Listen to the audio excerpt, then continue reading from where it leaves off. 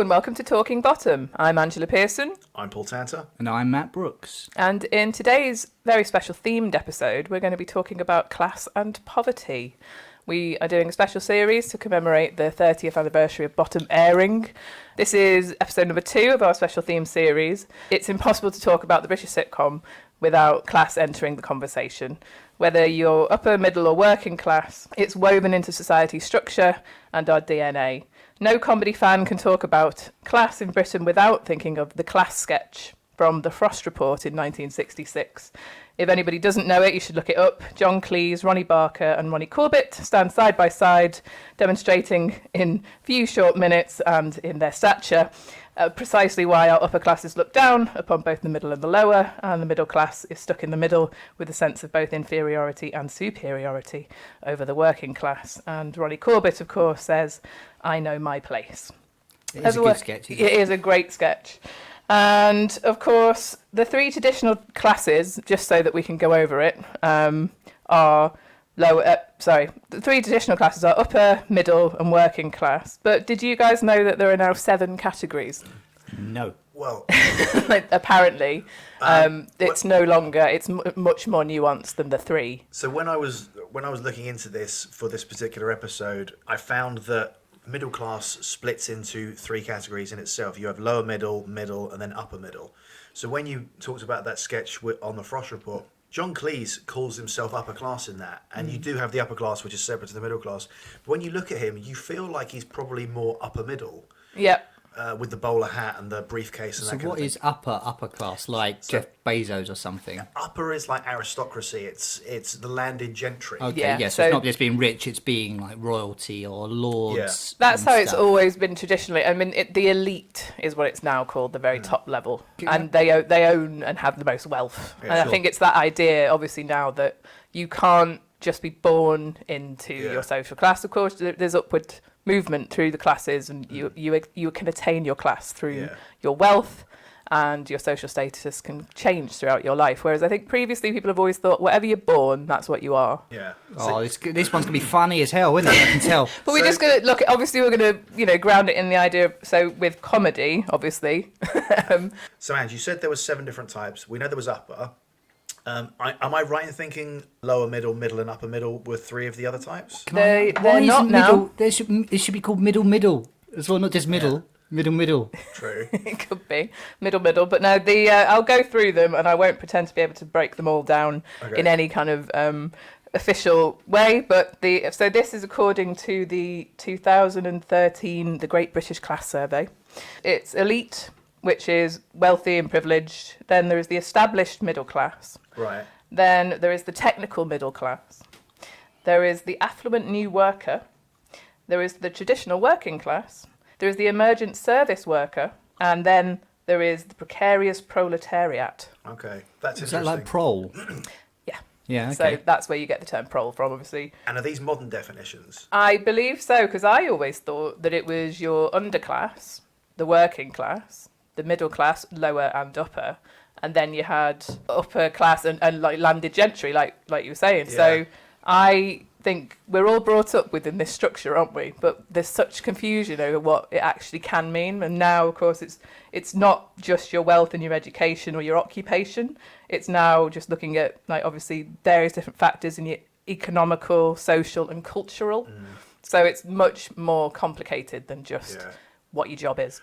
In preparation for this episode, I was looking at a lot of comedy from the perspective of, as you said there, Ange, you've got the upper / aristocratic people, you've got the 3 definitions of the middle class, and then you had what one would call working class and a sort of undefinable, I don't want to use the word underclass because that sounds offensive now, doesn't it? Yeah. But that's how when I was a teenager, that was a phrase that I'd heard. Because I imagine this will be quite a good topic for us to talk about, in that a lot of the things that would be defined as working class 50 years ago, now it's up for debate whether they're working class, or if someone's unemployed, are they working class or are they something else? Is Vicky Pollard working class? There's a sort of weird kind of nebulous sort of definition there. Yeah, Like, absolutely, because obviously where you are in your job, obviously there's like white collar workers, there's blue collar workers, which I think was the old way of like defining it. I mean, we'll get onto the comedy soon, but the idea being that obviously you either got a desk job or you've got a manual labour job. Yeah. And now it's much more nuanced because you can have a manual labour job, but you can be earning much more than someone who's in a clerical role. That's really true, yeah. So it's much more complicated now than just, do you work with your hands? Do you work behind a desk? Were you born into money? Like the film industry, look at that. Like a lot of the technicians, the grips and the sparks, who are the electricians, earn a lot of money. I've been on a music video and the producer went outside for a cigarette and was like, well, all these Mercedes and all these cars, I'm in the wrong fucking job. Yeah, the general sort of definitions that I found on Wikipedia, which as we know is always incredibly accurate, it sort of kind of define things as lower middle would be things like office workers, travel agents, local government workers, generally not having university education, and they have local accents. And the definition they give there is Hyacinth Bouquet. Middle would be accountants, architects, teachers, doctors. They read broadsheets, and the definition there they gave actually was Margot Ledbetter, which I always assumed she was upper middle, but I guess that's kind of the joke with her in that she's actually aspiring to be even more than she is, even though she's middle. Who's this? From Margot Ledbetter from The Good Life. Okay. And then the other one is upper middle, who speak in, receive pronunciation, go to private schools. And they're the kind of people that I always thought were upper class, but actually when you think upper class is the landed gentry, then people like Boris Johnson and David Cameron are upper middle. So immediately you think of Yes Minister. Yeah, that's upper middle. But those things, they, as you guys said, they kind of get blurred now through some jobs don't earn as much as they used to. They don't have the sort of status they used to. Other jobs earn a lot more. Plumbers are seen as working class, yet they're economically a lot better off than a lot of, aristocrats. It's water Lego, innit? Water Lego, what's that? Plumbing. Oh, right. Super Hands quote. Right. So anyway, can I ask you guys, what's the title of this podcast? It's Talking Bottom. There we are. Okay, so what class are Richie and Eddie? Well, so I was going to talk just a little bit about in sitcom. Yeah. And then we'll lead into it. But you're absolutely right to be like, we should. So just to obviously place this within comedy, these are all names that you're going to know, but for working class comedies, obviously you've got Porridge, you've got Bread, you've got Birds of a Feather, you've got Rising Damp, you've got The Likely Lads, you've got Steptoe and Son, you've got Hancock's Half Hour, you've got Only Fools and Horses, more slightly modern, but not particularly The Royal Family. And if you're going into the middle class genre, you're looking at Keeping Up Appearances, The Good Life, Fawlty Towers, Hyacinth Bouquet, of course, Reggie Perrin. For the middle class sitcoms, you've got Keeping Up Appearances, Life and Times of Reggie Perrin, The Good Life, and Fawlty Towers, and I would argue Blackadder. Oh, definitely. Yeah. Because obviously they're reflecting upon various different classes in Blackadder, but it's just completely there. The woven third into one, I it. think, has got the most class stuff going on. But maybe the fourth one as well, because of the heresy system of the army and the gentlemen. Generals who are like sipping wine while people are killing themselves, and not killing themselves, killing each other. But this is the thing, it's the question of whether, are we talking about comedies that are for working class people or written by working class people or about working class people? So it's an area that's explored. Obviously, any situation comedy, you're looking at the situation, and the situation tells you everything about the characters that you're going to get. So you in British life, because class is so woven into our society, we need to know what class each character is, and that is part of how the character's shaped. Would you say the majority of characters are working class? I wouldn't say the majority, not now. Do you mean, in those particular shows? No, I mean in sitcom comedies entitled. Well, the whole comedy industry is a middle class type thing. This is what's changed over time. So if you go back to the late great Galton and Simpson, Hancock's Half Hour, Steptoe and Son, they are working class comedies, but of course Hancock is aspiring to be better than he is, and so is Harold Steptoe. He's aspiring to be better. Albert, very proud of being working class, so that they're there in those characters. Their class is just part of the comedy from the off. And Galton and Simpson, of course, are the pioneers of the half hour. It's an American versus English type thing as well, isn't it? Class and just aspiring to bettering yourself. Well, in US sitcoms, most US sitcoms are what we call aspirational. They don't really feature characters who are like facing adversity or financial hardship or anything like that, and that kind of gives a bit of a distorted view to the viewer. A lot of UK sitcoms are about underdogs. You know, it's that thing Stephen Fry says on stage that when you watch Animal House and John Belushi pulls the guitar off that guy and smashes the guitar, a US comedian wants to be John Belushi. They want to be the wisecracking hero. But actually, UK comedians would want to be the guy whose guitar is being smashed. That we like playing the underdog and the loser. So US sitcoms, an American TV writer actually said, working class sitcoms are too depressing. That's why reality TV in America features the shit jobs of pawnbrokers, fishermen, mechanics, and that kind of thing. And you don't tend to see them in sitcoms. I know there's exceptions to the rule, like Roseanne and things like that. But most of the time, in an American sitcom, you're watching someone living in a house that their job shouldn't be able to afford, owning things that they shouldn't be able to afford, with a wife who's too good looking for them because they're a schlub. And in British sitcoms, it's a bit more grounded, it's a bit more real. And maybe some of that is because the writers... I don't know. The writers in the UK now writing sitcoms are generally middle class, aren't they? TV is a very middle class. Well, I think medium. a lot of that is just because the way the comedy industry is structured is you kind of have to work for free a lot at the beginning, and only people with privileged background can really do that sort of stuff. Like going up to Edinburgh, for example. It's not quite the same thing, but that's how a lot of comedy. You need a lot of money or a lot 10 of grand back, or so to put up a show there before you take anything in, money wise. If you break even in Edinburgh, you've done well, essentially. And you know, there's a whole month just being up there, all the stuff beforehand and things. Only privileged people can really do this sort of stuff. Only middle class and privileged people can usually do the unpaid internships and work experience stints that a lot of people need to do to get into the BBC or into production companies and that kind of thing. Yeah. And so actually it's very difficult for working class people to get an in the industry because... It's interesting because in 2011 when BBC One was taken over by Danny Cohen, he recognised this and he actively wanted to commission more working class sitcoms, which is why Mrs. Brown's Boys exists. Yeah. What a misfire. That's like working class blackface, isn't it? It's I've not watched Mrs. Brown's Boys. Well, this is like I've not raped anyone. I know that's wrong. But you can't say whether it's terrible or not. Of course you can. So the point being that, of course, times have obviously been changing throughout. Obviously, there were lots and lots of working class sitcoms throughout the sort of 70s and 80s. And then, as you're rightly saying, that it feels like comedy as a genre has moved. But do you think, I just want to pose this to you guys, do you think that writers of comedy have obviously had upward divergent move in their lives and therefore they're able to write about their experiences when they were younger, working class, but then they obviously become script writers and they have a want to write about their own experience? And do you think that's just changed over time, that now obviously middle class people breed more middle class people, and originally the working class writer was very much there? I mean, Only Fools and Horses writer John Sullivan was, of course, he said it was all about his own family, his own experiences, and he wrote it all down.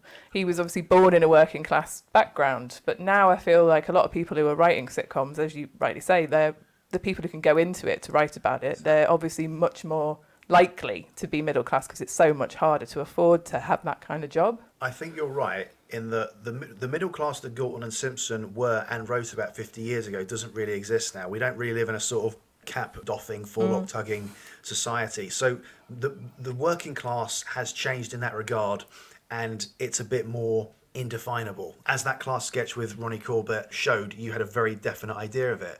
And as the nation has become a bit more prosperous and people have got more money, that idea of the poor working class doesn't really exist as much anymore. And more people are what we would consider to be working class. So I think it's a case of people kind of their class and their quality of living rising a bit. But also, I think because of the makeup of the country, we think less about class now because we focus on other differences. So 70 years ago, for example, the default setting in the UK was like a white male. Like pretty much all the entertainers on TV were white, and let's face it, women didn't exist. So, where did the men come from then? They were just hatched by government departments. They did exist, but they weren't in any kind of position exactly of power. Yeah. So any comedy of difference came from class. Any comedy where someone was punching up, or if they were doing bad comedy, punching down, it came from class, mocking differences and sort of looking at the aspiration to move up. Then bring it forward a bit. Look at about 50 years ago. Times move on a little bit. Immigrants start coming to the UK. Women start getting a bit of a voice. Now the comedy on stage is talking about them, but it's jokes about the black neighbour next door, or the wife, or the mother-in-law, that kind of thing. Then it moves on a bit more, about 40 years ago.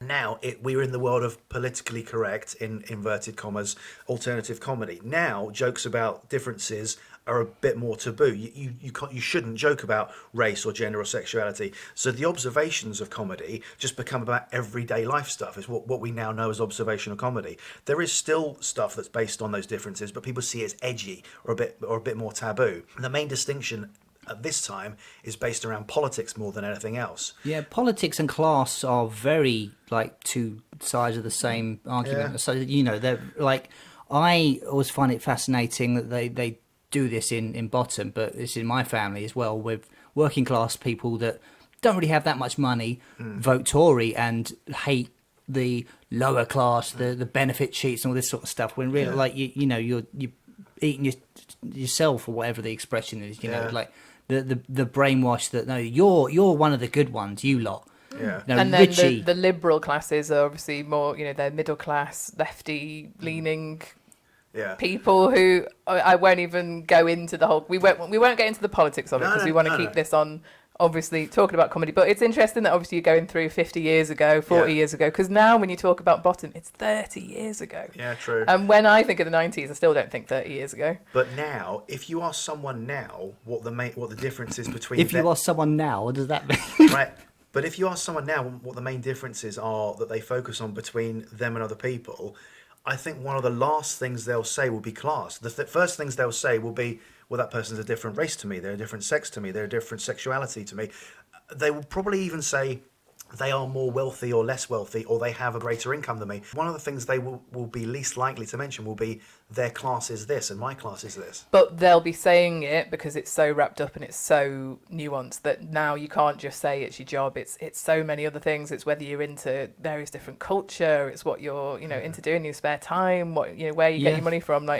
It's so much more complicated than just what. In that way, you wouldn't be like, oh, you're just working class and you're upper class in the same simplistic way. Those sitcoms you mentioned, all on that list, class is a factor in all of those. How many of those sitcoms is class a sort of driving thing? There's a sort of the social anxiety of wanting to move up a class or get more money. You'd see it in Reggie Perrin or in 40 Towers or Any Fools and Horses. Definitely in Keeping Up Appearances, I think, is the example of that. Absolutely, yeah. Hyacinth Bouquet wants to appear the next level up, and her family constantly drag her back down. Yeah. And so there are other ones where it sort of factors in. You see things in like Dad's Army, there's a bit of tension between them because one of them is a higher class than the other, even though there's a disparity in their ranks and that kind of thing. But yeah, there are ones where it's really a driving force in it, isn't there? Red Dwarf is something we're not mentioning much because that's a fictitious fantasy thing, and it's the class of the future. But I was going to mention Red Dwarf simply because it's a futuristic sitcom, of course it is, and Rimmer's not even from Earth, he's from Io. But class is there, isn't it? Yeah. Rimmer's from one of the moons of Jupiter. He is obviously very, very much middle and wanting to be. He's lower middle, isn't he? He wants to be higher.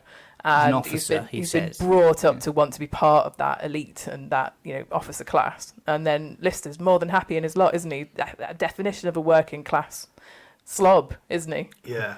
And he's working, he's got a job, he's not, but he's just getting by, isn't he? He's more than happy with his lot. Not obviously that he's stuck 3 million years in space, but he never really wanted to do much better than where he's at. So Red Dwarf occupies a similar situation to Porridge, for example, where you have the lower class Stanley Fletcher character in Lister trapped in a place with a slightly higher class character, Richard Beckinsale's character. Yeah. And also when Crichton comes into the mix, Lister feels very uncomfortable being weighted on hand and foot, where Rimmer's like, yes, Suddenly, this is how I should be treated. Suddenly, essentially a serf, a butler, has entered the situation, validating Rimmer's beliefs in his own importance. But, I mean, what's the first thing that Lister does when they meet Crichton? He tries to get him to actually break his programming and rebel and not serve people, Very doesn't he? socialist attitude to breaking Crichton free from his role. So does that make Cat the anarchist in the group? He's the cat. That's it. Cat's so wonderful, isn't it? Because he's just outside the convention of anything. Do cats have a class? So, like ancient Egypt, they're very upper class. I'd say their attitudes are, yes, I should be weighted on hand and foot. So maybe that's very upper the class. Egyptians worship them, didn't they? And that's the thing. Cat's ego is out off the scale, isn't it? You know, it's godhood. It's not class. It's just Cat is egotistical to the next level beyond Rimmer and anyone. He doesn't have any self-doubt, does he? Have you read the books? I have, yeah. Infinity Welcomes, Careful Drivers is my fave. The second one, Better Than Life, when they're all in their fantasy dream type situations, they're within the same reality game, whatever, but they're separate. Yeah. And then when they start meeting up with each other and they see Cat and there's like this big like pool of cream and stuff and all these people fighting giant dogs and huge breasted cat ladies having sex with him all the time. Valkyrie women, wasn't it? Yeah. And but basically it's the thing of like, well, why didn't you realise this wasn't real? And he's like, well, that's just how I thought I should have been treated. Yeah. You mentioned in 2011 the then BBC controller Danny Cohen saying there were not enough blue-collar comedies. Since then, the BBC have either commissioned or broadcast Fleabag, from a privately educated daughter of a baronet, Josh, Upstart Crow, Ghosts, State of the Union, starring Rosamund Pike, and Starstruck, amongst others. So I think they're really doing their best to get as many blue-collar comedies in there as possible. In the BBC commissioners' heads, they think appealing to a broad base or doing working class basically means not setting things in London and hopefully doing things that are northern. So I know they did Famalam, which is the BBC, showing it's definitely not racist. Man Like Mobeen, which is dog shit. Peter Kay's Car Share, which is obviously working class because the people have northern accents. And that was brilliant. That was good, but it's the BBC going, see, it's not all London. This Country, which is also regional. Gavin and Stacy, which appeals to cunts. Something called Brassic, which I've not watched. And also Diane Morgan, who people know as Philomena Kunk. Oh, and from Motherland. So she does Motherland, which is very middle class, but she's also done a series of shorts playing a character called Mandy, and you know it's working class because just like Little Britain, they made sure that her character posed in front of a block of flats. Well, I wanted to mention Motherland because, of course, it is very middle class, but she's the working class character in it. Ah, okay. And for me, she's the funniest one because of that, because it gets given the better gags. Is she actually working class though, or is she middle class? I'm not actually sure about her. But you mean the actress? Yeah, I mean, I'm assuming, to be honest, if she's working for the BBC, then she's probably middle class. The majority of actors are kind of middle class just by definition. I don't know if you can say that. Majority, not all of them. Yeah. Not most of them, just the majority. I want to chip in as well, just on the record. For some reason, I've got a little bit of a soft spot for Gavin and Stacy. But as you said, it appeals to cunts, so yeah, okay. I don't like James Corden at all. I like Gavin and Stacy despite of James Corden. I've not watched Gavin and Stacy. It's all right. I've heard that, and therefore I've not watched it. I'll really... tell a lie. I watched the first one, and I've watched it 3 times. Oh, yeah, it's this really funny idea with James Corden. Like, he's in a car, and he's singing along to the radio. It's really good. He should do that more often. I think the show is hamstrung by the fact that it's written by and stars James Corden, who is fundamentally unlikable. But the problem there is, of course, it's co-written by him, isn't it? It's also written by... Ruth Jones. It's also written by Ruth Jones, and I do actually feel like it could be very, very good, but I haven't watched beyond the first episode, just because Gavin and Stacey annoy the hell out of me. I think all of the story and character moments come from Ruth, and then James, then what if then we sing to the radio again? Like, all right, yeah, okay. The main reason I want to watch it though is for Alison Steadman, because I think she's fantastic. She's great. And any clip that I've seen of it with her in, I've thought, well, yeah, that looks great. But then I'm like, but what am I going to get out of watching the whole thing? But maybe I should. A couple of other shows that could be classed as, I guess, working class are Sean Locke's 15 Stories High. Hopefully that'll be getting a reshowing since he's now sadly passed away. Yeah, God rest him. An Irish show called The Young Offenders that I've not seen, but it's supposed to be quite good. The Royal Family and Shameless. Now, you could say they're working class, but again, that brings up that question of what is working class and what is... Yeah, it's about working class people, but it's. Is Frank Gallagher working class, though, or does he fall into this underclass? Is he part of what Alan Partridge would call the underpoor, the badlings, the shitsome and flotsam? Well, what are now apparently called the precarious proletariat. Right. Al Murray, I think the pub landlord's character, I think there's a lot of people take him at face value and not understanding his Stuart Lee says a good thing about it. Yeah, he is a very well educated, very clever man. If you ever see interviews and stuff where he's not in character, seen stuff, yeah. Yeah, I think he studied history or something. He did. When his crowd work is phenomenal. Yeah. Like he knows a lot about a lot, and someone will just say something about some place, and then he's got like a type 5 on literally any subject.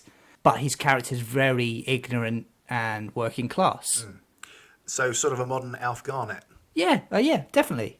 I think, I've got a real soft spot for Al Murray. That was always Warren Mitchell's thing that he would say in interviews, wouldn't he? That people would come up and say, "Oh, I love Alf Garnett. He really puts it to the colour people and that kind of thing." And he claims he would reply to them, "No, we're mocking people like you." Yeah. I don't think he did because he just went, "Yeah, thanks." Yeah, he'd just take the path of least resistance and go, "Yes, you can have an autograph." Okay, I'm going to walk away now. Yeah, but so the point is that throughout the British sitcom, you encountered these themes, and just to bring it round to a bit of bottom, tell me whether you think that... should we talk about bottom? I don't know, should we? Yes.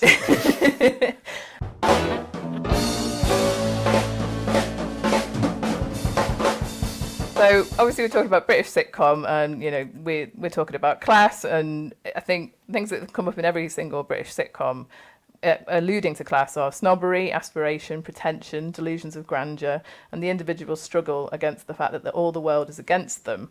Do you want to say whether you think Richie or Eddie are working or middle or upper class? Well, Yeah. I think that the words you just used there sum up Richie in a nutshell. Richie and Eddie can be defined very well by the scene in the shop where Richie wants to wear the white coat and he insists that Eddie wear his brown coat backwards, and Eddie doesn't really mind. Oh god, but yeah, he does. He puts up a little bit of hesitation, but then is doing it while he's hesitating immediately. I know that when we first meet them, whether you first see them in contest or whether you first see them in Smells, depending on which order you're watching it first, pilot first, or the start of series 1 first, Eddie and Richie both have a similar kind of look. Eddie has the full suit when he comes home from the dole office. He's acting like he's been in... He's been at work, yeah. He's acting like he's been at work all day. He's got his hat. If you saw him on the train, you'd think he was off to work as a middle manager somewhere. Richie's got the same kind of respectable thing, tie-pin shirt. But Eddie has that slightly more... It's the Ronnie Corbett thing from that sketch of going, I know my place, I don't really mind. As long as I've got a drink, I'm happy. Whereas Richie is the one who's the total snob who in the shop wants to wear the white coat and give Eddie a badge that says assistant, because then there's a definite demarcation between the two of them. Yes, there's a hierarchy there. Yeah.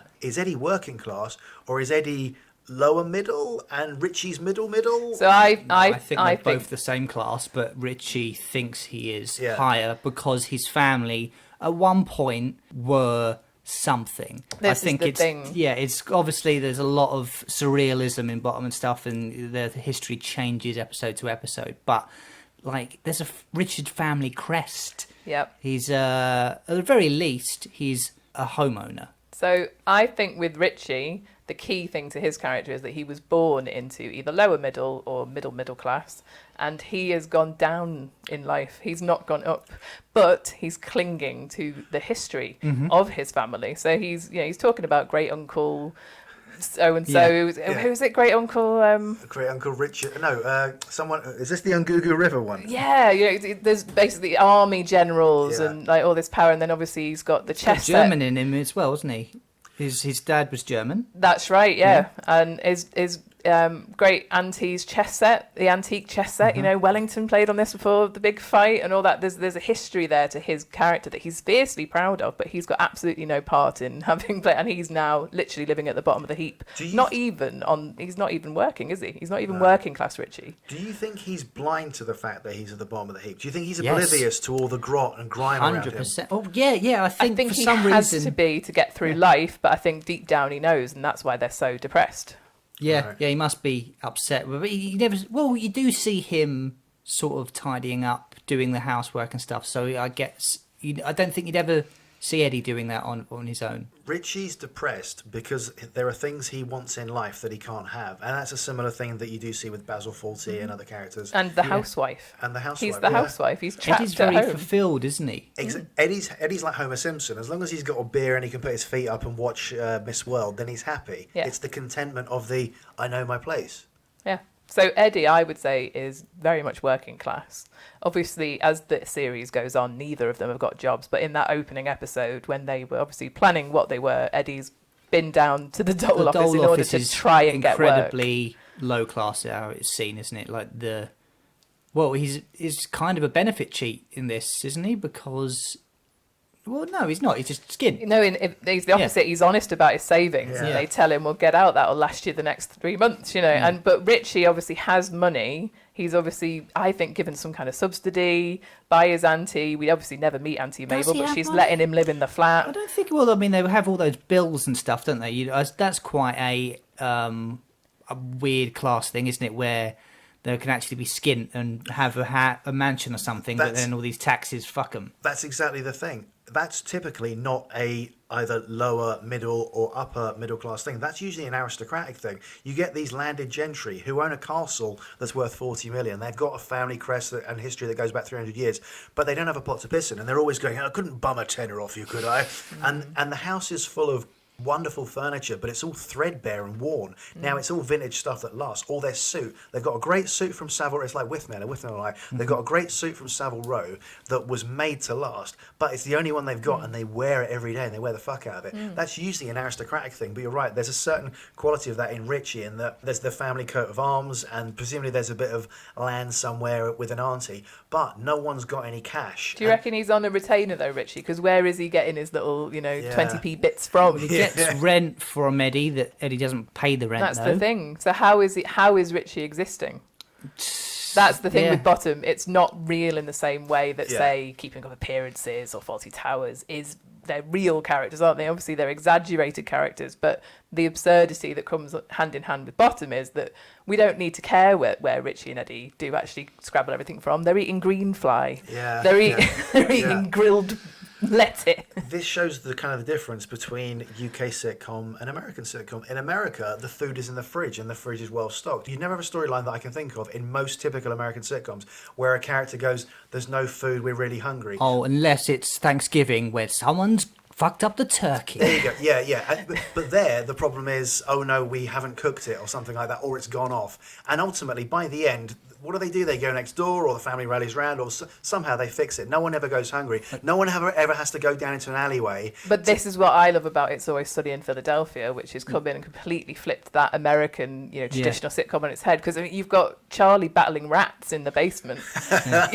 There is actually, it's very young ones, I think. Some of It's Always Sunny, like the anarchy that comes with it. Obviously, it's much more in a modern setting. I think it's 2005 that It's Always Sunny started. But for me, there was a real turning point, and I think they're about 20 years behind. I think it's been said before, isn't it? Americans are kind of about 20 years behind the Brits in terms of comedy, and I think 2005 was their kind of 1984 in terms of the young ones. And this is like such a really, really like anarchic it was kind of so niche at the beginning, but it's now I think it's the longest running American sitcom or something in seasons. It is. It's going into 14? season 15 next. I can't wait. Do you have any, I know I could Google this, but do you have any idea how long after Steptoe and Son started they then copied it in the US and did Sanford and Son?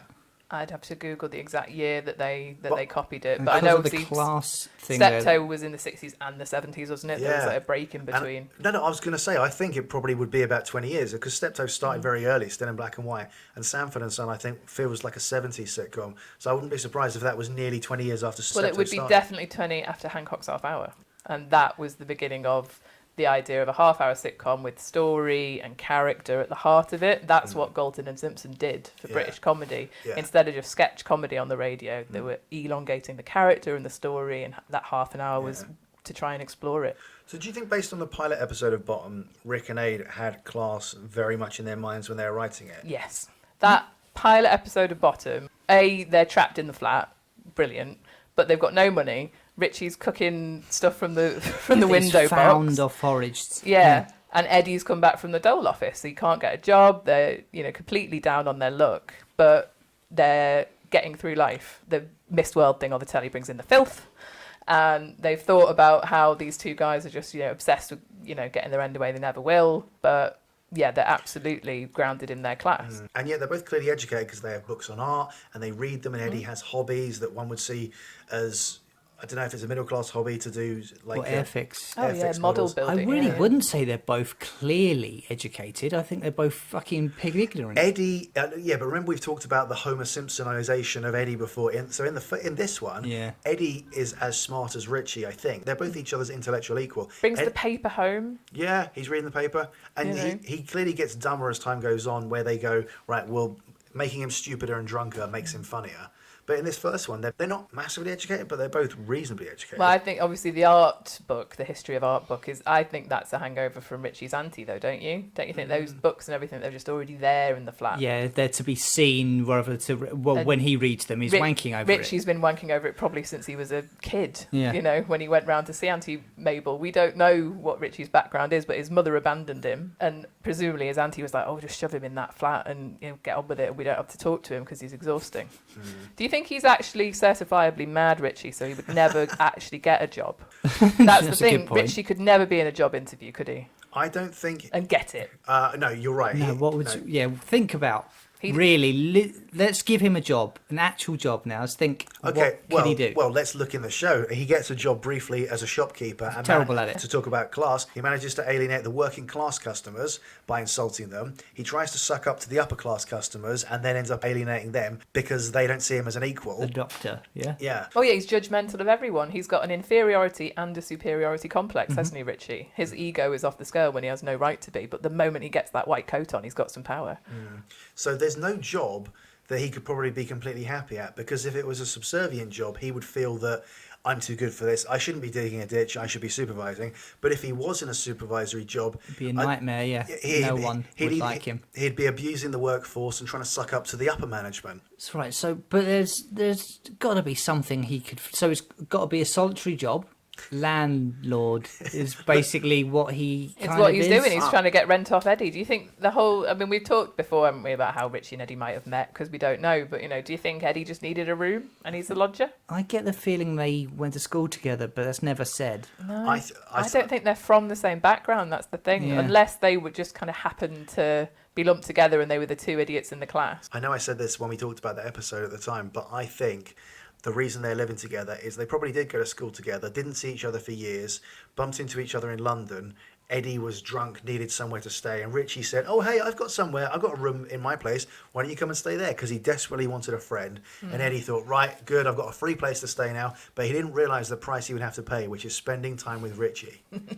Absolutely, and that's where Peep Show's a bit of an update, isn't it? Because, of course, you've got Jeremy never paying Mark any rent. Or it's a bone of contention, isn't it, throughout the series? It's a very Jeremy's common not thing, up the isn't rent. it?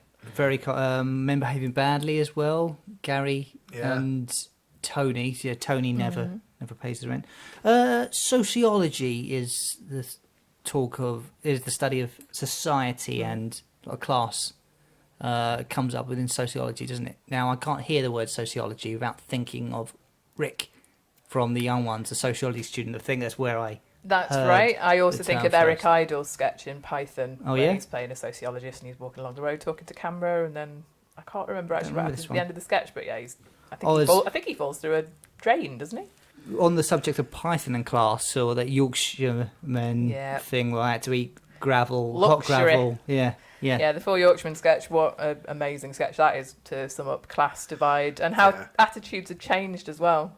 Yeah, that's the thing. There was a pride and dignity in being working class that is is that just programmed into people, like from on high, like the Bible has it, doesn't it? Like, the poor are privileged. You should do, but written by the rich to make people not aspire and get their stuff. It's funny, isn't it? Because that Four Yorkshiremen sketch has now, I think, come to sum up not so much a class thing, but a generational thing. I quote that to my dad because he's always saying how much easier this generation has it.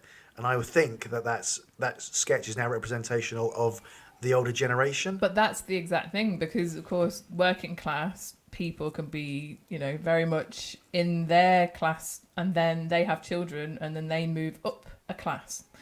through work and through the fact that we've got a lot more social mobility now, and therefore generational and class differences now exist, don't they? My parents were definitely born of working class parents, but now because they became a journalist and a teacher, I was born and I was therefore middle class by default. That's how I always used to understand it, that it was about your job. But now I think things have changed so much more that it isn't just about the job that your parents had, but that used to be how you were defined, wasn't it? But yeah, there's definite, I mean, it happens with every generation, I think, doesn't it? Like, oh, you never know how hard it was for me. I was watching A Steptoe Son last night, actually, and it's got the classic kind of, it's just like a little sketch. Harold is rolling his eyes as Albert's going on about how we all used to share a bed. There was me, me sisters, me brothers and me mum and dad all in one bed. Harold's like rolling his eyes because he's heard it 1,000 times before, kind of thing. But that, it's the same with Grandad or Charlie and the Chocolate Factory. Uncle That makes Albert me think of in Only Fools. It's that during the war and all that. And I just think that. Do you think that maybe just comedy now doesn't have that in it because people are kind of like, oh, that's been done, or do you think we just don't really have that kind of generational living together thing that we used to have? I think it's partly the generational thing. I still think it's like I said earlier, that we focus more on the differences that we see, such as colour and sex and things, but we don't really talk about them as much. We're such a small country as well that I think we interact with each other a lot more than say France, which they must have class and stuff going on there. But yeah, I don't really know what this point is. I've started talking, so I'll carry on. What are your sources for this information? Well, the geography teacher from right. No, I think that's a very definite statement. We interact more than the French do. Well, because we're a smaller country, aren't we? They don't call it Great France, do they? And that's another example of Richie's grandiose idea of like, I'm British, Britain is great. Yeah, and resting on the morals of I'm others. Great by default. Yeah, I hate that attitude so much. So many British people feel, isn't it? And obviously Rick and Aid, I would hope, wrote that into Richie in order to lampoon that attitude. Like we said before, Richie and Eddie aren't meant to be idolised as characters. They're deeply, deeply flawed. But it's always what keeps them going through life, isn't it? It's like, I'm British, I'm great, so I'm going to get through life and I'm going to say, morning vicar, lovely day, and I don't have to go to church. Charming. What does the vicar do there? Now it's time for a quick word from our sponsors.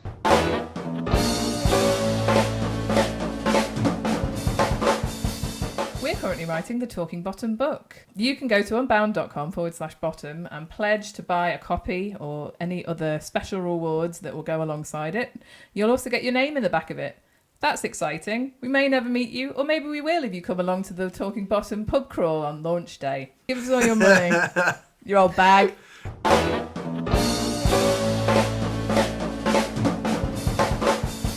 So in the pilot episode, class is very important. In the first series in general, where else in the episodes is class a driving factor or an important theme in the episode, do you think?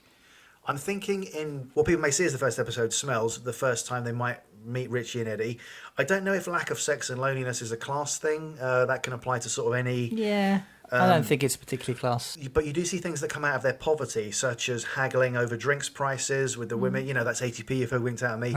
Eating lard. I know the very original script, the first draft that we've talked about before, the scene in the taxi with them coming home, firstly has Richie trying to haggle with the taxi driver over a £3.20 fare, and then when he can't haggle it, he then tries to get half of it off Eddie. So money's definitely an issue there. And doesn't he lord it over the taxi driver?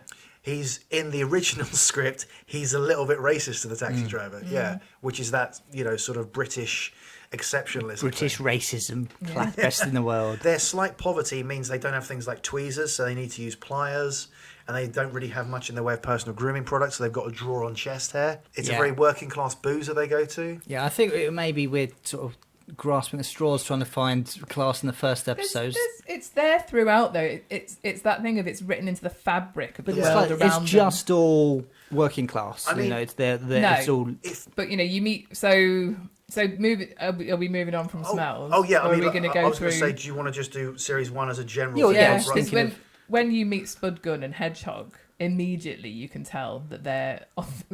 Yeah. I don't know whether we would even call them underclass, would we? Have they got jobs? They definitely don't have jobs. They don't. They don't, do they? They're just sitting around. They're alcoholics. They're visibly dirty and greasy, aren't they? And Eddie's mate. This is the Like- first time you're seeing Eddie's extended family or whatever. For like you've only seen him wearing a suit and being around Richie, if who's you judge people on their friends. yeah, then- and these these are my two friends that you said I could bring, and like they're your two that you've brought. These two you chose, and they both look. You're right. They've taken a break from hanging out down the local dole office all day, getting as many benefits as you possible. can almost smell the BO on them, can't Yeah. you? The way in which that greasy hair, especially on Spud Gun, is slicked. You know that those two, generally, if they're not down the pub trying to con drinks off people, they are probably sat in a grim council flat, watching a small TV, chain smoking and drinking Tennant Special Brew. Which is basically what they end up doing around Richie and Eddie's. And they're watching Emmerdale Farm. Yeah. Which, Doesn't that's an take us long interesting to thing. Like, read. no soap operas are a very working class thing, aren't they? Like, are there any middle class? I don't. With Middle class Crossroads, but I people never probably watched don't really Crossroads. watch that kind of stuff, right? I think the BBC tried a middle class soap once. It was called El Dorado. Do you remember that? I Oh never my watched it. goodness! I remember it, but there were scenes that were all in Spanish, weren't there? Oh, was there? I don't Yes, remember that. 100%. They also tried one. I think this was a middle class soap. They tried one called Families, and it was the first thing that Jude Law was in, and that didn't take off. And Family Affair, what was that on Channel 5? I never watched Family that, but I Affairs. just know it from Happy Extras, Families? when Ross Kemp says he's going to go. They're Family they're Affairs. really, they're really nice. friendly there. There are other instances in the first series where their class plays a driving factor in the plot. If we look at Gas, their poverty drives the fact that they are stealing their neighbours' utilities. It could almost be said that they are so poor that if they didn't nick next door's gas, they wouldn't be able to afford their own, so they might freeze to death. Yeah, I mean, they've got it all on in order to heat the flat, haven't they? And the great thing is that they go But to it's the lovely and extreme, warm and in they've got there, it. yeah. They've got it. They're nicking it, and they're getting their money as well. Even in the card game at the beginning, everything they're betting is all really small stuff. You know, Yeah. 3 pence. Showcasing. 3p in real money. Yeah, A that sums up how poor they are. That Yeah. hang on, we've got money on the board now. A trip where? To the laundrette. Why? Because they don't have a washing machine at home. That's quite common back in those days, wasn't it? That for some reason, that's a very Speak for yourself. that's a very big thing in EastEnders, isn't it? There was a laundrette that everyone used way into the. I think there actually was a plot point once in EastEnders of someone buying a bunch of washing machines to try and sell them or something, and like sort of wink Really nudge going to to the do out camera. of business kind of thing. Yeah, Yeah, no, you're absolutely right. Everything they're betting is either things that are free in terms of, just like you're going to clean around the back of the lavatory bowl, or very, very small. And obviously it's for the comedy aspect of it. I know we always go on about what's logical and what's reasonable, but 3p is just such a funny number, isn't it? so what? Yeah, And, seems more. I don't have. My favourite's always been I'm not going to answer the door for the next 8 years. That's a weird number as well. Not even a round number, is it? I think the biggest example of class we have in series 1, we've already touched on it, is the shopkeeper stuff, or the white coat, brown. And when's Richie reading War and Peace? What's in Doe when Sorry. he's read it? Sorry, it's in Apocalypse. First one where he sits down. Oh with yeah, her, it's like, Apocalypse, War where and it's chapter 1, sentence 3. It's Apocalypse when Eddie's Yeah. gone out, isn't it? Yeah, and I think the aspiration of wanting to read a novel like War and Peace definitely reflects on Richie wanting to be better Sure, than he is. and he's got Yeah. a rich auntie who's got a butler and stuff like that. So there's class there. So Digger is Helen Leder. Obviously, she's part of the aristocracy, and you've got Richie trying to pretend that he is the Duke of Kidderminster, and he's extremely rich in order to get a woman. But it's him pretending that he's better than he is, and he's got that amazing that velvet like coat on, and then Eddie's playing the butler, and Charming flat. Pretending to know what caviar is, except he doesn't know what it is at all, and is absolutely disgusted by it. And there's mention of how the aristocracy is depraved, and how he's probably got aristocratic blood. And also, of course, he beats his butler, much to her approval. Doesn't he say something like, "Oh, actually, I've got quite a lot of knob in me, like nobility"? So that is the thing, because they all give blood. Yeah. Is the reason. So therefore,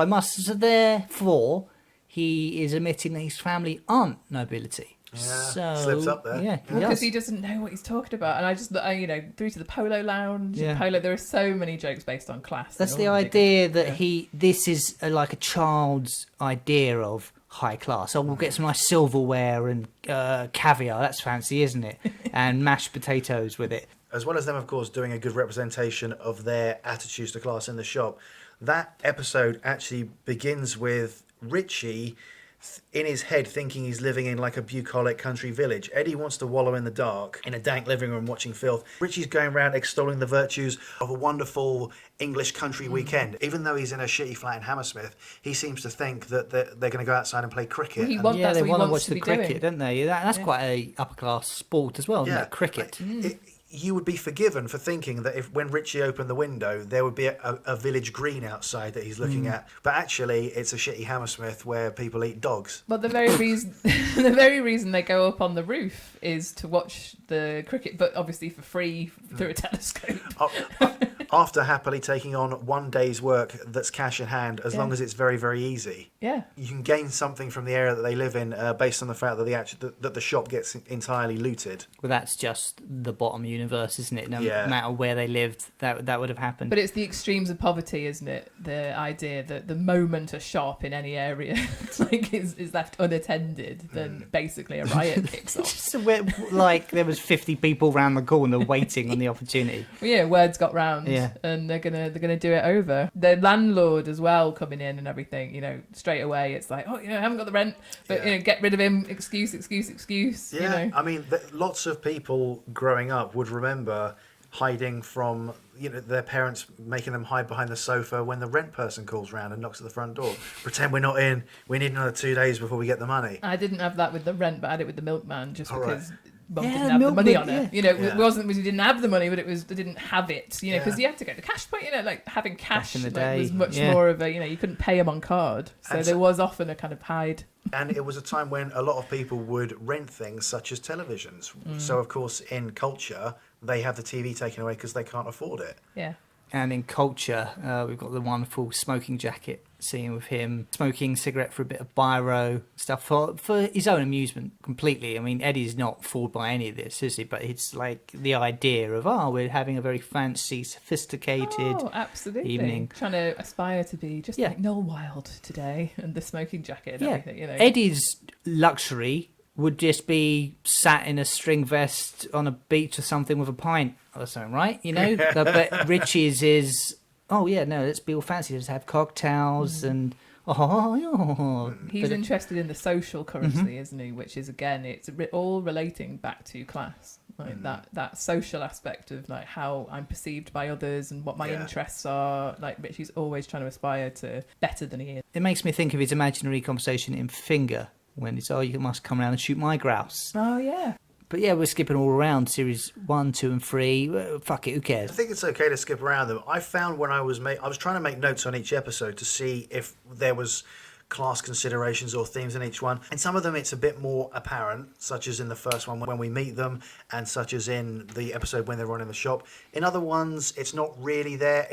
There are some episodes where you could go, this same situation could happen whether they were middle class, upper class. Sometimes their poverty is a bit of a driving factor. They need money. So things like when they do the parade, they're doing that because they want the £8. When they go to the pub, they're going down there to try and con the pub out of free stuff, and then when they steal the leg it's because they want money. Now, none of that is really to do with being working class or anything like that. It's just being criminal, isn't it? And being down on your luck to the point of you're going to have to thieve, beg, borrow, or steal. Yeah. But if you look at episodes, for instance, like Hull, where it's the two-hander and they're in the Ferris wheel the whole time, they're there through the character's own actions, and they're on this ride because they're spending the only £3 they want to spend. That's a big night out for them, isn't it? Because they've spent the money. That going to the fun fair isn't something that they could afford to do every day, and that's like their one last ride of the night. And that's the only one. Yet they've been on the ghost train. But what I mean is that ultimately the actual episode itself doesn't really revolve around any class consideration in that regard. No, other than just them being in that situation. Going back to Apocalypse, there's all of the gypsy stuff there, the carnival workers and the fortune teller. Well, stuff. the fact that it opens with him inheriting 600 quid from his auntie in her which will, is a fortune to him. absolutely, you know. that he desperately needs. It gives you an idea of the fact that Richie's not from any kind of upper middle, is he? He's just from middle. Yeah. You know, the idea that in her will, like, we don't know whether that's her entire fortune that's been left to Richie. Oh, I don't think it is. I don't think it is. I think that's a very meagre amount. But, you know, they're not so rich that he's now able to, you know, live off the fat of the land. But he thinks he can. It's, again, in Peep Show when Jeremy gets, 20 grand or something. He's like, I'm going to be a millionaire. Apocalypse does have a similar reaction from Richie to people who he sees as below him and above him, in that the gypsies he really looks down on and is shitty towards, but when he meets Sir Roger Cobham OBE, he instantly defers to everything the man says. He thinks he's dying until the guy just looks in his eyes and says, "You're fine, get out." Yes, absolutely. Okay. You've got a posh voice and you're a sir. Okay, I'll leave. And then murder someone. Yeah, but even in that one, later on, he's bribing Eddie with 5p, a fantastically small amount of money. But that's enough to get Eddie to actually get off his arse and go upstairs and do something. Owning a piano, that's quite high class. Well, that's presumably been left there, hasn't it? Like, you don't think that's Eddie's piano, do you? That's just in the room that he's obviously been shoved in by Richie, you know? I guess so. Or maybe, like, again, like, you know, going back to the Steptoe and Son thing, not to keep harping on about it, but if you look at the set and everything around Steptoe and Son, what they've picked up over the years from the rag and bone trade is their currency. So who knows, like, whether that's something that Eddie's picked up from someone down the market or whatever, and he's like, I can get a, contest, isn't it, when Richie's dead? Yeah. He's like, it should be worth a few quid about the organ. You know, it's that idea of, like, I'll be able to sell that, I'll be able to get some money for it. You know, that anything that they get their hands on is like, well, what can I get out of this? Yeah.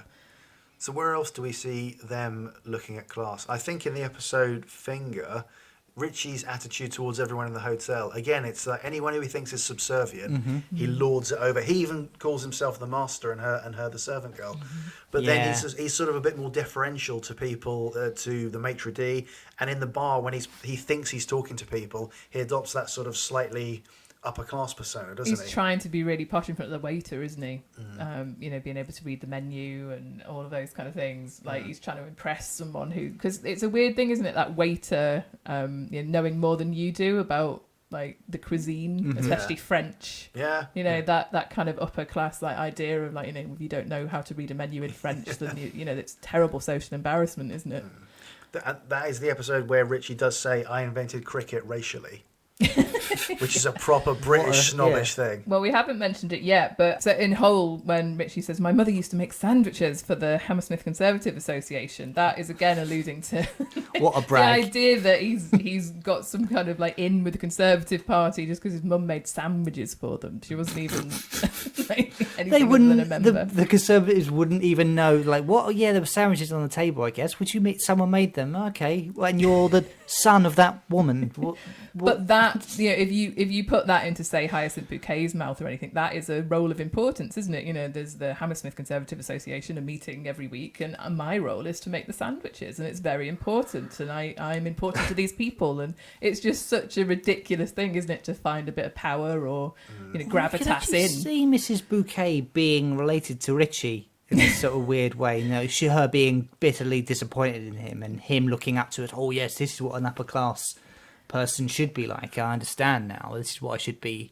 Potentially, like they're from a different time, I think, aren't they? In terms of his aunties would be older than Hyacinth would have been. But what if Richie is Sheridan, but just under a different name? We never see Sheridan, do we? We never meet Sheridan. It could be him that she's calling all the time and sending money to, and he's cutting money out of her. Like, he'd always be turning up, wouldn't he? If he knew where his mother was, that's why she had to abandon Richie, isn't it? Because he just obviously know whatever age he was, because he remembers her, so he was old enough to As talk. soon as he wasn't got a personality, he's like, nah, I don't want this one. I'll just start again. Eddie would get on with Onslow, wouldn't he? Yeah. They'd be like peas in a pod. Yeah.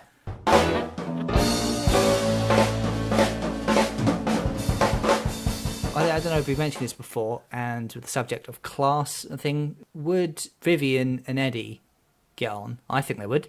Definitely. I don't think Vivian ever becomes a medical doctor. I doubt. Yeah. Well, he doesn't. He does. He dies. But Vivian and Eddie would get on. yes, I think, and Rick and Richie would hate each other. Yeah, I think Richie wouldn't mind Rick, but Rick would absolutely despise Richie. Yeah. Definitely like, oh, bloody, yeah, you're a Tory as well. I hate that. It's a really interesting idea about getting like their own characters in a room together and how they would interact, isn't it? Like, because I think Richie and Rick would talk at each other rather than to each other, wouldn't they?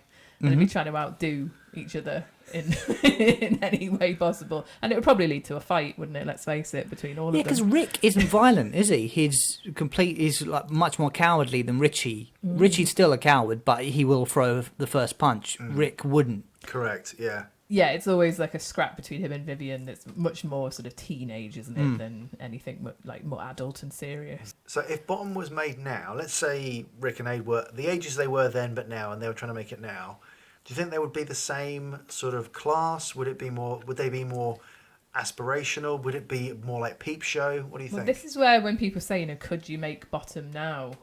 I'm not sure you could make the exact same show now in terms of you sat down to try and write it, because every sitcom, when you do watch it, they're like a little microcosm of the time, aren't they? Like the 50s, No, you can't help the but 60s, do that. the 70s. There's such an influence from the outside world that they're set in. If you tried to make it now, would you end up making Mrs. Brown's Boys? Absolutely fucking not. No. Just because the raw talent involved with the creators. So I'm not saying you can't sit down and write characters like Richie and Eddie. I think I would love to be able to sit down and write such interesting, absurd characters like Richie and Eddie, but obviously update them for the modern world, because you mentioned Peep Show. Mark and Jeremy are still very real characters, aren't they? There's been this shift, hasn't there, away from the outlandish, away from the cartoon. They do exaggerated, ridiculous things, but you still believe they are in the real world. With Richie and Eddie, they're never seen outside of a studio setting, are they? They're never filmed in the real world because they're not believable in the real world. I don't think you could have them interacting with normal people on the street. It's got to be extras. It's got to be built sets, usually because they destroyed them. But it's such a cartoon world. Like, whereas I think now you'd have to redo that. I think you'd have to do it like a 90s sitcom if you were going to recreate that feeling. Just all set sort of time, you mean? Yeah. In that case, would it end up being When the Whistle Blows? Rather than Mrs. Brown's Boys. That's how it might look, mightn't it? Yeah. Because I haven't watched Mrs. Brown's Boys. I also haven't really ever watched My Family. I did watch Goodnight Sweetheart. And you look at those sort of 8:30 p.m. BBC shows that weren't on BBC Two, they're on BBC One. And they've all got such a look to them, haven't they? Whereas now, like on BBC Two, I can't even tell you what I would look at and be like, that's a BBC Two sitcom. Whereas when you look at Red Dwarf or Bottom, well, you just know that's where that Red belongs. Dwarf has changed so much in looks.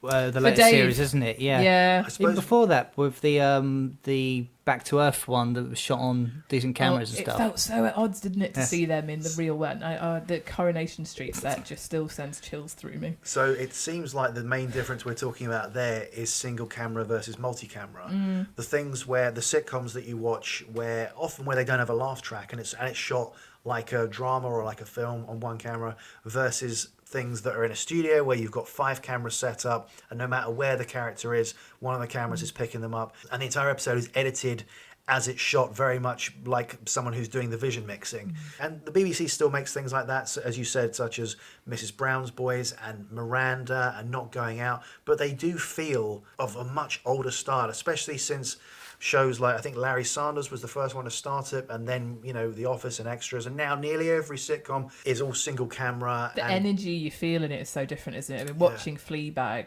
just feels like a different visceral experience because of the way in which the camera is interacting. I know she's breaking the fourth wall a lot as well, which helps with that. Well, she invented that, apparently. No one had done that before. Oh, Fleabag. fucking hell, that annoys me. It's not that people think that she invented it, I don't think, but she used it in such a way that really felt modern, I think, because it was, of course, from a stage show, so it's not a new thing to be breaking the fourth wall, but the way in which Phoebe Waller-Bridge looks straight down the camera into your soul when she does those little to the camera shots, like I don't know whether it's because it's a woman in a powerful role and it's fucking hilarious, but me up the arse. I love Fleabag, yeah. And I genuinely will not hear a bad word said about any of series 1. I can understand why some people go on about, the priest was a little bit of a thing. I prefer series 2. Really? Yeah. See, I prefer series 1, I think. But I mean, I still love series 2. But just that connection through the camera. I love Fleabag's representation of working class people in television. I think it really gave them a voice. And the way that people with double-barreled names whose family are landed gentry and get elevated into TV, it's just astonishing. Well, I'm not talking about class I'm talking about the quality of the comedy. I know. And yeah, sure, there should definitely be a working class Fleabag. Like, there should be an equivalent to it. Like, there should be room for everyone, I believe. I don't think we should be like, oh, you can't watch that because it's too posh or whatever. Like, I think if it's funny, it's funny. I think going back to sort of Sunny, we mentioned that on the podcast a lot, but I do think that's kind of the modern bottom in feel, at least. Certainly. I don't know. Certainly for America, yeah. Yeah. The grime that comes across. I do think you could write a really grimy, gritty sitcom. Like you know, the Royal Family had that grime in it, but like that's like 30 years ago. Like, where are the new comedies that don't look shiny and new? Could you have something like Bottom, but shot with a single camera style, like Spaced? You know, that doesn't almost feel like a sitcom because it feels more like a film. It was Edgar Wright kind of training. That then comes to the thing that we talked about recently, which is where does comedy violence stop looking comedic and start looking horrific? And I think if you're shooting at single camera, then you're veering into too much realism, and that's when it loses the humour in it, possibly. I don't know though, because I mean, I don't know if you have watched Fleabag, but it opens with their bloody nose, doesn't it? And shows that, and it does feel very real. So it's a very different reaction that you get from it, but you can still, I'd like to think that you could still achieve it if you did it in the right way. Have you seen I May Destroy You? I haven't yet, no. Paul? No, because I don't like women. Okay, well, it's... I will watch it, but no, I'm not It's yet. phenomenal. I don't know if it's funny. It's not really meant to be funny. It's certainly, you know, there are funny bits in it, but there's a really graphic moment of one of the characters comes on a period while she's spending the night with someone, and then like they both like kind of inspect it on the bed, and it's like, oh, it's all like clotted to get, oh, it's like jam or something, like poking it on the bed, and I'm just watching it, it's like, why is this on TV? This little bit didn't have to happen. Oh, that's so weird. Well, but it's weird that you mentioned that bit because I've not seen the show, but I've read a lot about it, and I'm pretty sure that scene you're talking about there is the scene that has most women who watch it going, brilliant, so brave, wonderful, BAFTAs, yeah. Well, I haven't watched it, and I am a woman who does menstruate, and I'm all for women talking about their periods, but that sounds pretty gross. Yeah. Is it played for laughs? No, or is it it's played for weirdness, I think. Okay. I don't know. It's not meant to be, oh, right on, sister. I think it is meant to be a little bit gross. Grow up about it and it's fine. We can I don't know, but it doesn't have to be a blue bit of liquid poured onto yeah, a thing, sure, but to spare people's blushes. But it's like a blood clot or something is the way they treat it. Comes out. Like, yeah, but they're like jabbing it, like poking it on the bed. Like, I don't even want to have this on our podcast, but and they're smearing it on their toes. So that is, again, I think where you look at how maybe topics and things like that have now become like, I'm going to put that in because it's really edgy and it's really good for me to feel empowered enough to write a scene about me having a period. Like, there was a bit in Starstruck. Have you watched Starstruck? No. And it's not showing it, but it's that she's come on her period straight after sex. You know, so they're mentioning periods, all that kind of thing. There's lots of good comedy that can come out of it, but that does sound a bit too much. In the 90s, we weren't even allowed to see Richie's face when he ejaculates. To have gone from that to now in the 2020s we're in now, to see period blood on a bed during a comedy show, like, things have changed, haven't they? Definitely. And if things weren't changing, then that's not how life is, you know. We have to evolve, and this is the point. Like, class has actually evolved. What we look at, how we view ourselves, where we can all aspire to be. That's the thing, you know. We're all born equal. We should be able to get as high as we want, or stay working class if we're happy to. That is what I hope will still be a running theme in sitcom. Do you think it's a little bit of a shorthand with just having class as the same way that they have stereotypes in comedy of the Irish are stupid? Oh, absolutely, because you have to recognise a situation, and we talked before, the family is there in sitcom, isn't it? So part of the situation is, well, where are they in life? What do they do? Where do they work? Where do they live? Who are they living with? It's all just part of creating the world, isn't it? Yeah, it's a shorthand, but also it's an important theme, and a motivation, even if it's an unconscious motivation for a lot of characters, as we've seen through a lot of British sitcoms, as from the ones we talked about, and especially in Bottom. It's something that, even if it's not there overtly, it does kind of run through it like, the word Brighton through a stick of rock. It is. It's there. You can't get away from it. And I think the main thing that I'd like to say as well about class and how it should still be an issue in sitcom is, I think Paul Jackson made the point when we interviewed him, why aren't people lampooning the people at the top? That's what comedy's for. That is what we should be doing. We need to be satirising. We need to be using comedy in order to laugh, but make very serious points about the state of Britain today. Well, now, really, the only comedy I can think of where you see the, shall we say, upper classes being mocked are the shows where it's literally the royal family, and it's almost like a caricature of the royal family. So whether it's that one with Harry... The Windsors. The Windsors, is that the Harry Enfield one? Mm-hmm. And there's another one, I think like 2 channels have got their own different comedies about the royal family. Those are the only things... The Crown on Netflix? No, there's another one where Elizabeth Hurley was in it. Elizabeth Hurley and Vince Regan were the 2 heads of the royal family.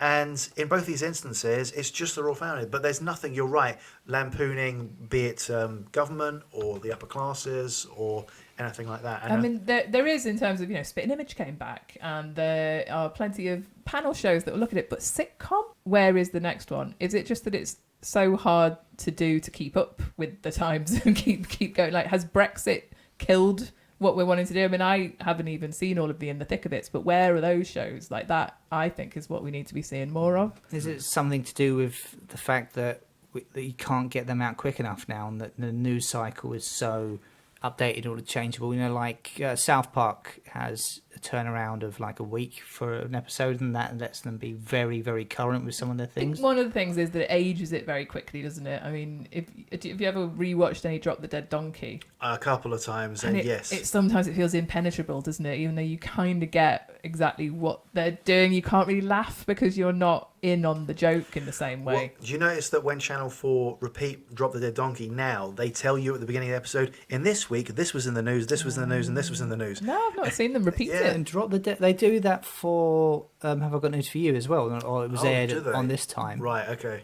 Or this date. It makes sense to try and provide some kind of context for what you're about to say. That's like the previously on sort of. This is going to come up then. Okay. This week, David Mellor was in the news for sucking a woman's foot. That's why they're making jokes about sucking women's feet. But this is it. It doesn't need to be, up to the minute topical humour, does it? The fact that Richie name checks John Selwyn Gummer, all of like the kind of politicians of the day, John Major, all of that, like that's lampooning them in a timeless sort of way. Like I can still rewatch that and find it hilarious because you know exactly what they're trying to get at.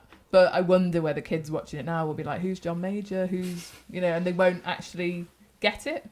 But the point being that we shouldn't have comedy that doesn't touch upon it at all just because it will age it. And I do hope that there will be a lot more of those kind of satire-based like sitcoms that we can see more of. If you're a working class comedy writer out there, please submit your sitcom to the BBC and get it made. And we look forward to seeing it very soon. Well, it's that easy, isn't it? Yeah. Well, there's been lots here that I think will inform our writing of the book. I hope so, yeah. Are we writing a book? Well, what about? Are you writing it? Which one of us is the one writing it, and then the other 2 put the names on the cover? We are. You. We are all writing it. We're all equally writing. It's always been my dream to share a platform with 2 other people and have my name last. If we discussed anything here today that has offended you, if we've discussed anything here that's intrigued you and you'd like to let us know your thoughts on class and poverty and bottom, then get in contact with us. Our email address is 11mafekkingparade@gmail.com, and our social media handles are @talkingbottom. We'd love to know what you think. You can find us on Instagram, Facebook, Twitter, and OnlyFans. See you next time. Bye. Bye.